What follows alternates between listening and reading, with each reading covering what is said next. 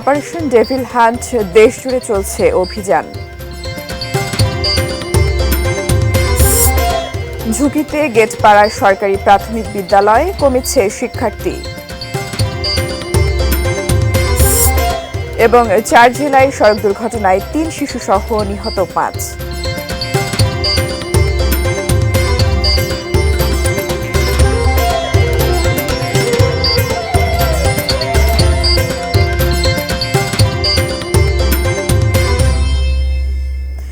এটি নিউজ দেখছেন। আমন্ত্রণ জানাচ্ছি দেশের খবরে, সঙ্গে আছি আমি ফারহিন টুম্পা। এতক্ষণ আকিজিপুষের গ্লাসের সৌজন্যে শিরোনামগুলো দেখছিলেন। পুরো সংবাদ। অপারেশন ডেভিল হান্ট দেশে গত রাত 12টা থেকে আজ সকাল 8টা পর্যন্ত গাজীপুরে গ্রেপ্তার হয়েছেন 88 জন। যৌথ বাহিনীর অভিযান চলছে দেশের নানা প্রান্তে। প্রতিনিধিদের পাঠানো তথ্য ছবি নিয়ে ডেস্ক রিপোর্ট।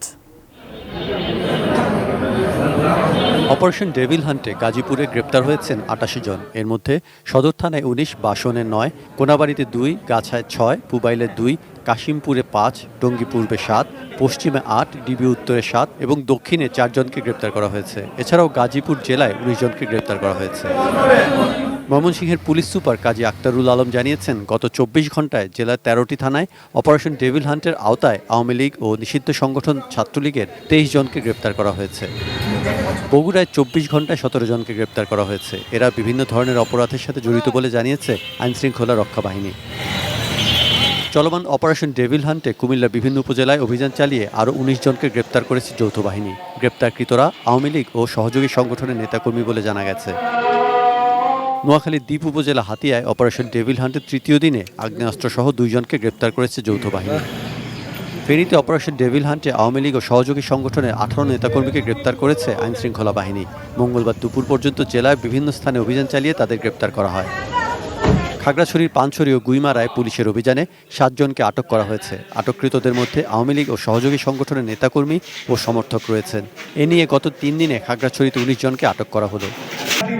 এছাড়াও অপারেশন ডেভিল হান্টে নারায়ণগঞ্জে 20, সুনামগঞ্জে 7, চাঁদপুরে 4, রংপুর বিভাগে 17, মোংলায় 6, জামালপুরে 12, রাজশাহীতে 3, খুলনায় 4, ভোলায় 18 এবং টাঙ্গাইলে 13 জনকে গ্রেপ্তার করা হয়েছে।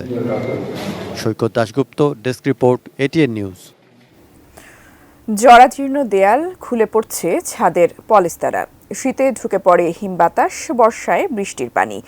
এমনই পরিবেশে ক্লাস করছে কুষ্টিয়ার মিরপুর উপজেলার গেটপাড়া সরকারি প্রাথমিক বিদ্যালয়ের শিক্ষার্থীরা। ঝুঁকিপূর্ণ অবস্থার কারণে ভয়ে স্কুলে আসে না অনেক শিশু। কুষ্টিয়া প্রতিনিধি শরীফুল ইসলামের পাঠানো তথ্য ছবি নিয়ে ডেস্ক রিপোর্ট। 1984 সালে বাঁশের বেড়ার খড়ের শ্রেণীকক্ষে পাঠদান শুরু হয় গেটপাড়া সরকারি প্রাথমিক বিদ্যালয়ের। 1994 সালে 4 কক্ষ বিশিষ্ট একটি পাকা ভবন পায় স্কুলটি। সেই ভবনের অবস্থা এখন জরাজীর্ণ এবং ঝুঁকিপূর্ণ। ভঙ্গুর ছাদ ও দেয়ালগুলো আতঙ্ক ছড়াচ্ছে প্রতিনিয়ত। অভিভাবকরা ভয়ে সন্তানদের স্কুলে পাঠাতে চান না। ফলে শিক্ষার্থীর সংখ্যা দিন দিন কমছে। এখন 100 শিক্ষার্থীও নেই বিদ্যালয়ে। আমাদের বাবা মা আসতে দেয় না, বলে ছাদ ভাঙা। আমার স্কুলের ছাদ ভাঙা, আমারে যে কোনো সময় গায়ের পর পড়তে পারে। উপরে যে ভাঙা অংশ মাঝে মধ্যে ধাক্কা দিয়ে দিয়ে ভেঙে ফেলাই দেয়, যাতে এটা গায়ের উপরে না পড়ে। যে কোনো সময় ছাদ ভেঙে মাথার উপর পড়তে পারে।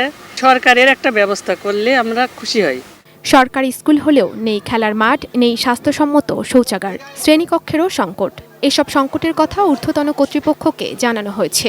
প্রতিকারের অপেক্ষায় শিক্ষকরা। অভিভাবকরা তাদের ছেলেমেয়েকে দিতে সমস্যা মনে করে যে কখন আমাদের ছেলেমেয়ের মাথার উপর টুকরা পড়ে কি হয়। আমি সরকারের কাছে বিশেষভাবে অনুরোধ জানাচ্ছি যে আমাদের একটি নতুন বিল্ডিং অতি তাড়াতাড়ি দিয়ে এবং কোমলমতি শিশুদের শিক্ষার পরিবেশ সৃষ্টি করার জন্য। নতুন ভবন না পাওয়ার পেছনে রাজনৈতিক কারণ থাকতে পারে বলে মনে করছেন জেলা শিক্ষা কর্মকর্তা। বিল্ডিং না পাওয়ার পিছনে অনেক রাজনৈতিক কারণ থাকে, তো সেইগুলা বিগত দিন চলে গেছে। এখন দেখি কথা বল, নতুন প্রজেক্ট তো শুরু হওয়া দেরি আছে। আগামী জুলাইতে হবে। তো শিক্ষার উপযোগী পরিবেশ ও আতঙ্কমুক্ত হোক শিক্ষালয়, এমনটাই প্রত্যাশা এলাকাবাসীর। Ishrat Lima, desk report, ATN news.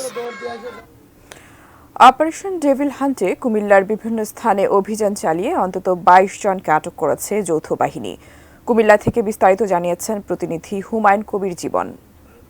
গত 3 দিনে অপারেশন ডেভিল হান্ট যৌথ অভিযানে কুমিল্লার 17টি উপজেলার থেকে অন্তত 22 জনকে আটক করা হয়েছে বলে আমরা তথ্য জানতে পেরেছি। আমি এই মুহূর্তে আছি কুমিল্লা জেলা পুলিশ সুপারের কার্যালয়ের সামনে আছি। এখানে যে কর্মকর্তা রয়েছেন তার সাথে কথা বলে আমরা জেনেছি যে 17 উপজেলায় 22 জনকে আটক করা হয়েছে। তার মধ্যে কিন্তু আওয়ামী লীগ, যুবলীগ এবং নিষিদ্ধ সংগঠন ছাত্রলীগের নেতৃবৃন্দ রয়েছেন। এছাড়াও কিন্তু একজন সাজাপ্রাপ্ত আসামিও রয়েছেন। তো আইনশৃঙ্খলা পরিস্থিতি নিয়ন্ত্রণ এবং সন্ত্রাসীদেরকে নির্মূল করার লক্ষ্যে কিন্তু অপারেশন ডেভিল হান্ট যৌথ অভিযান কিন্তু এখনও চলমান রয়েছে এবং আমরা যেটি দেখেছি গত 3 দিনের তুলনায় কিন্তু আজকে বেশি গ্রেপ্তার করা হয়েছে এবং প্রথম দিন কিন্তু 3 জনকে গ্রেপ্তার করা হয়েছিল এবং দ্বিতীয় দিন 7 জনকে গ্রেপ্তার করা হয়েছিল। তো সব কিছু মিলে কুমিল্লা জেলায় অপারেশন ডেভিল হান্ট অভিযান কিন্তু এখনও চলমান রয়েছেন এবং তারা সন্ত্রাসীদেরকে নির্মূল করার লক্ষ্যে কিন্তু তারা কাজ করে যাচ্ছেন। এই ছিল কুমিল্লা থেকে আমার কাছ থেকে সর্বশেষ। নরসিংদী টেক্সটাইল ইঞ্জিনিয়ার কলেজে বস্ত্র অধিদপ্তরের অন্তর্ভুক্তির দাবিসহ বিভিন্ন দাবি নিয়ে ঢাকা সিলেট মহাসড়ক অবরোধ করেছে শিক্ষার্থীরা। দীর্ঘ যানজটে ভোগান্তিতে সাধারণ মানুষ, সেখান থেকে বিস্তারিত জানিয়েছেন নরসিংদী প্রতিনিধি সোহাগ মিয়া। আমি এই মুহূর্তে রয়েছি নরসিংদী ঢাকা সিলেট মহাসড়কের সাহেবপ্রতামুখ এলাকায়। এখানে নরসিংদী টেক্সটাইল ইঞ্জিনিয়ারিং কলেজের শিক্ষার্থীরা সেই সকাল 11টা থেকে অবরোধ কর্মসূচি পালন করছেন। আমরা দেখতে পেয়েছি যে নরসিংদীর যে জেলা প্রশাসক আছেন, জেলা প্রশাসক সহ পুলিশ সুপার সহ যৌথ বাহিনীর লোকেরাও এখানে উপস্থিত রয়েছেন। আইন শৃঙ্খলা পরিস্থিতি যাতে অনাপত্তিকর না হয়, কোনো বিশৃঙ্খলা যাতে এখানে তৈরি না হয়, সেজন্য পুলিশ তার জায়গা থেকে কাজ করছে বলে পুলিশ আমাদেরকে জানিয়েছে।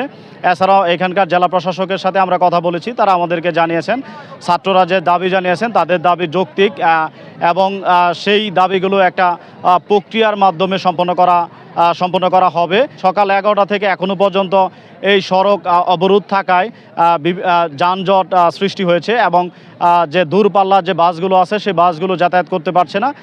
পুলিশের জায়গা থেকে পুলিশ তৎপর রয়েছে। এখানকার যারা ছাত্ররা আছে, ছাত্রদের সাথে আমরা কথা বলেছি, তারা আমাদেরকে জানিয়েছেন তাদের যে যৌক্তিক দাবি রয়েছে সেই দাবি যতক্ষণ পর্যন্ত মানা হবে না এবং সরকারের পক্ষ থেকে যদি তাদেরকে সেরকম কোনো আশ্বাস বা ঘটনাস্থলে উপস্থিত হয়ে যদি কোনো আশ্বাস তাদেরকে না দেওয়া হয়, তাদের যে অবরোধ কর্মসূচি রয়েছে সেই অবরোধ কর্মসূচি তারা পালন করে যাবে। এ ছিল নরসিংদী থেকে অবরোধ কর্মসূচির সর্বশেষ পরিস্থিতি। অনিয়ম দুর্নীতির প্রতিবাদে নওগাঁ সদর হাসপাতাল ঘেরাও ও তত্ত্বাবধায়কের কার্যালয়ে তালা দিয়েছেন বৈষম্য বিরোধী ছাত্র আন্দোলনের শিক্ষার্থীরা। দুপুর 12টায় শিক্ষার্থীরা ঘণ্টাব্যাপী এই ঘেরাও কর্মসূচি পালন করেন। শিক্ষার্থীদের অভিযোগ, 5 আগস্টের পর চিকিৎসা সেবার মান বাড়ানো, কালোবাজারে ওষুধ বিক্রি, রোগীদের হয়রানি সহ বিভিন্ন অনিয়ম দুর্নীতি দূর করতে হাসপাতাল প্রশাসনকে বারবার বলা হলেও কোনো পদক্ষেপ না নিয়ে তারা হীরক জয়ন্তী পালনে ব্যস্ত।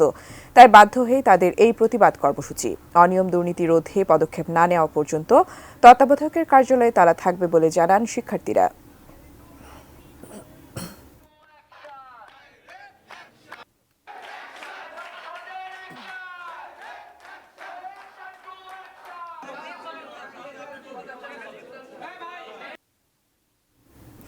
এবারে বাংলালিংকের সৌজন্যে বইমেলার খবর।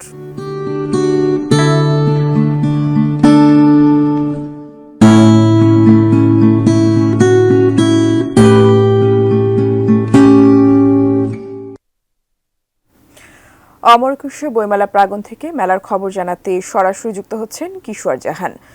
কিশোর, বইমেলার দ্বার খুলেছে অল্প কিছুক্ষণ হলো, সময়ের সাথে সাথে নিশ্চয়ই ভিড় বাড়বে। এই মুহূর্তে মেলার চিত্র কি দেখছেন জানাবেন।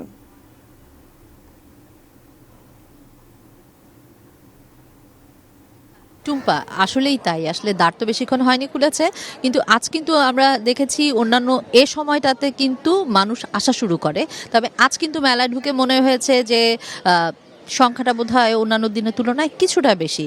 এবং এই সংখ্যাটা যে শুধু শিক্ষার্থীরা তা কিন্তু নয়, শিক্ষার্থী, পরিবার পরিজন, বন্ধুবান্ধব নিয়ে কিন্তু অসংখ্য মানুষ এসছেন এবং সবাই বই কিনছেন ব্যাপারটা তাও কিন্তু নয়।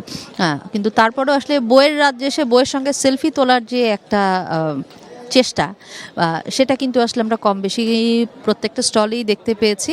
কারণ বন্ধু মহল যারা এসেছেন বা আসছেন এটা হয়তো বা তারই একটা অংশ। বই একটি দুটি কিনলেও আসলে বইয়ের সাথে সেলফি তোলার এক ধরনের আনন্দ উপভোগ ওনারা করছেন এই মেলা প্রাঙ্গণে এসে। আর মেলার খবর যদি জানাতে হয়, আসলে মেলায় তো আজকে 11তম দিন এবং নতুন অসংখ্য বই এসছে। প্রতিদিনই আসলে আমরা মেলা ঘুরে যেটা দেখেছি যে নতুন নতুন বই এসেছে এবং আসছে। পাঠকদের থেকে আসলে একটু জানার ইচ্ছে থাকে সবসময় কেমন বই খুঁজছেন। আপু, আপনার হাতে আমি একটা ডিটেকটিভ বই দেখতে পাচ্ছি কৌশিক মজুমদারের।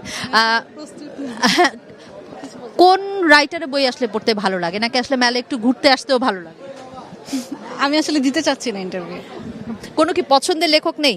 আছে, অবশ্যই আছে। মেলাতে আসলে ঘুরতে এসে কেমন লাগে, এটা আমার আসলে একটা জানার বিষয়। ভালোই লাগে অনেকগুলো বই একসাথে দেখতে। পছন্দের লেখক আছে নিশ্চয়ই বলেছেন, অবশ্যই আছে যেহেতু বই পড়া হয়। কি ধরনের বই আপু পড়তে ভালো লাগে? থ্রিলার বই, ডিটেকটিভ থ্রিলার বই বেশি ভালো লাগে। মনে হচ্ছিল, কারণ আপনার হাতের বইটা আমি দেখছি যে নামটা আসলে ডিটেকটিভ। এবার কি আসলে মেলায় যে এসছেন স্পেসিফিক কোনো রাইটারের খোঁজ কি আছে, নাকি না আসলে ভালো লাগলে কিনবো এরকম একটা ব্যাপার? না, আমি ভালো লাগলে কিনবো এরকম ব্যাপার নিয়ে এসেছি। ধন্যবাদ। কি বই আসছে এটা দেখে আসি নাই, মানে জাস্ট আসি যেটা ভালো লাগে ওইটা কিনবো এরকম। থ্যাংক ইউ, ধন্যবাদ আপু। আসলে টুম্পা, যারা আসেন মেলায় সবাই যে আসলে সবার কম বেশি আসলে ভালো লাগার লেখক আছে, ভালো লাগার গল্প আছে, পছন্দের বই আছে, কিন্তু মেলায় আসলে সবচেয়ে মজার যে জিনিসটি, এত অসংখ্য লেখক, এত অসংখ্য বই, আসলে সব মিলিয়ে দুটো পাতা একটু দেখে, প্রচ্ছদটা দেখে নিজের হাতে নেড়েচেড়ে কেনার কিন্তু এক ধরনের আনন্দ আছে।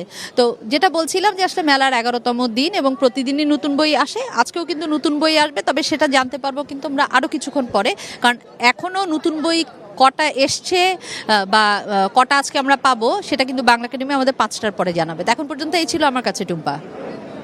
দেশের 4 জেলায় সড়ক দুর্ঘটনায় 3 শিশুসহ 5 জনের মৃত্যু হয়েছে।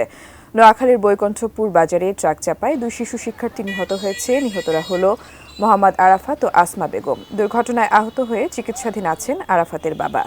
স্থানীয়রা জানান, সকাল 8:30টার দিকে আরাফাতের বাবা 2 শিশুকে সাইকেলে করে স্কুলে নিয়ে যাওয়ার পথে দ্রুতগামী একটি ট্রাক তাদের চাপা দেয়। ঘটনাস্থলে মৃত্যু হয় শিশু আরাফাত ও আসমার।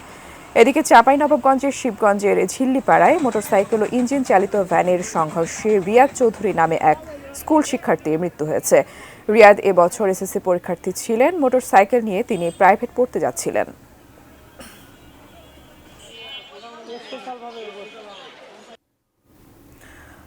কুষ্টিয়ার দৌলতপুরে পদ্মার চরে রাজু নামে এক যুবককে গুলি করে হত্যা করেছে দুর্বৃত্তরা। পুলিশ ও স্থানীয়রা জানায়, সোমবার গভীর রাতে বৈরাগীর চর মণ্ডলপাড়া ঘাটের নিচে পদ্মার চরে রাজুকে গুলি করে দুর্বৃত্তরা।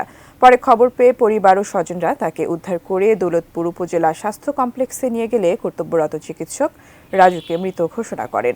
পদ্মার চরে অবৈধ বালি উত্তোলনকারীদের কাছ থেকে চাঁদা আদায় করার অভিযোগ রয়েছে রাজুর বিরুদ্ধে।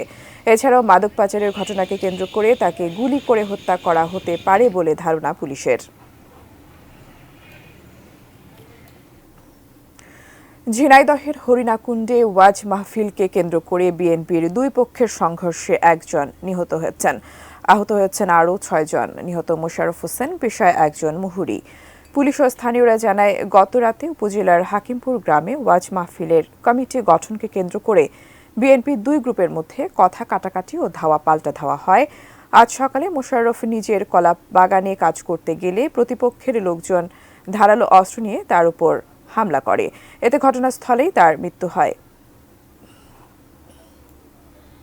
নাটোরের বড়াইগ্রামে থানার ভেতরে নেচে গিয়ে টিকটক ভিডিও ধারণ এবং সেই ভিডিও সামাজিক যোগাযোগ মাধ্যমে ছড়ানোর অভিযোগে শিউলি খাতুন নামে এক আওয়ামী লীগ নেত্রীকে গ্রেপ্তার করেছে পুলিশ। সোমবার রাতে নিজ বাড়ি থেকে তাকে গ্রেপ্তার করা হয়। শিউলি খাতুন নাটোর জেলা শ্রমিক লীগের মহিলা বিষয়ক সম্পাদক ও বড়াইগ্রাম পৌরসভার 4 নম্বর ওয়ার্ড আওয়ামী লীগের সহ সভাপতি। সম্প্রতি শিউলি খাতুন থানা কম্পাউন্ডের ভেতরে মূল ভবনের সামনে দাঁড়িয়ে গানের তালে তালে নেচে টিকটক ভিডিও ধারণ করেন। পরে সেই ভিডিও নিজের ফেসবুক আইডিতে প্রচার করেন এবং তা মুহূর্তেই ভাইরাল হয়ে যায়। এতে বিভিন্ন পর্যায়ের লোকজনের মাঝে ক্ষোভের সঞ্চার হয়। এরপরই তাকে গ্রেপ্তার করা হয়। মঙ্গলবার তাকে আদালতে পাঠানো হয়েছে।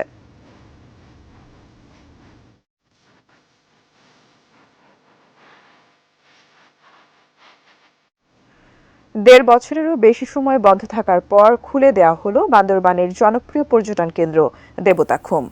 সোমবার বান্দরবানের জেলা প্রশাসক শামীম আর আজ ঋণী স্বাক্ষরিত এক বিজ্ঞপ্তিতে জানানো হয়, আজ থেকে রোয়াংছড়ি উপজেলার আলীখং ইউনিয়নের এই পর্যটন কেন্দ্রটিতে যেতে পারবেন সব ধরনের পর্যটক।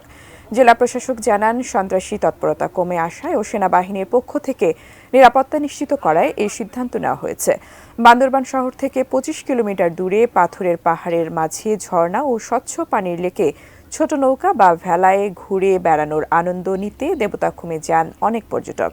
পর্যটন কেন্দ্রটিতে ঘিরে দেবতাখুমে গড়ে উঠেছে হোটেল, রিসোর্ট ও দোকানপাট। তবে সশস্ত্র সংগঠন কেএনএফ এর অপতৎপরতার কারণে 2023 সালের 14 জুলাই পর্যটন কেন্দ্রটিতে যাতায়াতে নিষেধাজ্ঞা জারি করে প্রশাসন। একই সাথে রুমা ও থানচি এলাকাতেও ভ্রমণ নিষেধাজ্ঞা দেওয়া হয়।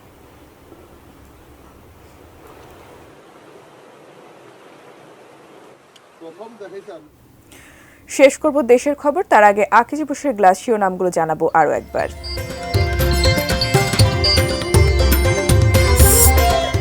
অপারেশন ডেভিল হান্ট, দেশ জুড়ে চলছে অভিযান। ঝুঁকিতে গেটপাড়ার সরকারি প্রাথমিক বিদ্যালয়ে কমেছে শিক্ষার্থী। 4 জেলায় সড়ক দুর্ঘটনায় 3 শিশুসহ নিহত 5।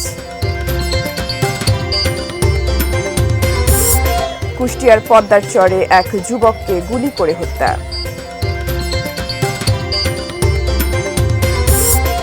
এবং খুলে দেওয়া হলো বান্দরবানের জনপ্রিয় পর্যটন কেন্দ্র দেবতাখুম।